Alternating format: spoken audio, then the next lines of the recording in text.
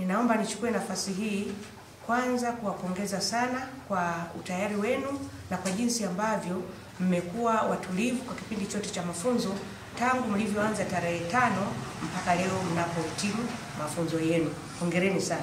Sisi tunafarijika sana tunapoona serikali inatoa nafasi kwa ninyi wote kupata mafunzo kwa maana ya kuboresha mbinu zenu, lakini pia na kuona zana mbalimbali ambazo mtazitumia katika kazi yenu ya ualimu, kwa maana kwenye upimaji na hata katika hatua mbalimbali, na hasa katika upimaji endelevu. Tumeambiwa hapa mmefundishwa upimaji endelevu.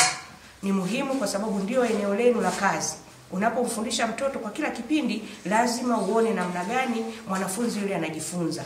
Wapi anaweza, je, unajenga umahiri uliokusudiwa au anahitaji pia muda kwa ajili ya fundisho rekebishi. Msisitizo wa mkurugenzi wa halmashauri ya mji, lakini pia na serikali kwa ujumla, ni kuhakikisha mafunzo haya tunayoyapata katika vituo vyetu hivi vya mafunzo kwa walimu yanatumia.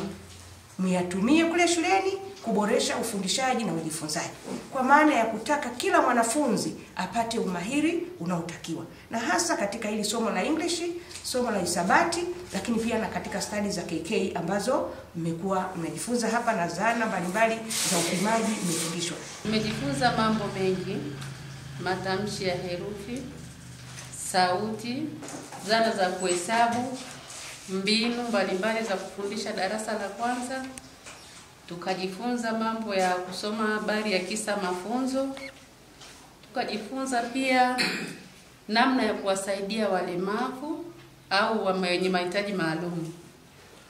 Pia tukajifunza mbinu mbalimbali za kufundisha watoto ambao wanaingia darasa la awali, namna ya kuwapokea. Tumejifunza mambo mengi, ikiwemo kutumia teknolojia katika kujifunza, na pia tumepakua app mbalimbali kwa ajili ya kuweza kujifunzia. Tumesoma matamshi ya sauti, tumepata kujadili mtoto unapompokea mara ya kwanza anapoingia awali, umpokeeje, umfanyaje, vile namna ya kumhandle ile mtoto mpaka ajisikie yuko shuleni, mazingira gani yale mnatakiwa mweke vizuri.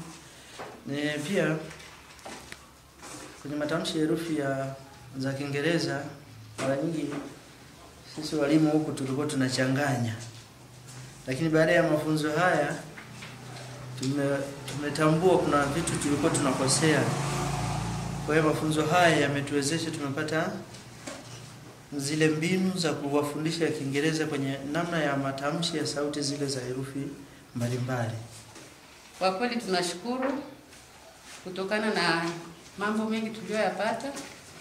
Tutaenda kuyafanyia kazi vizuri, na tumekuwa tuseme sijui majemadari, tumeiva vizuri.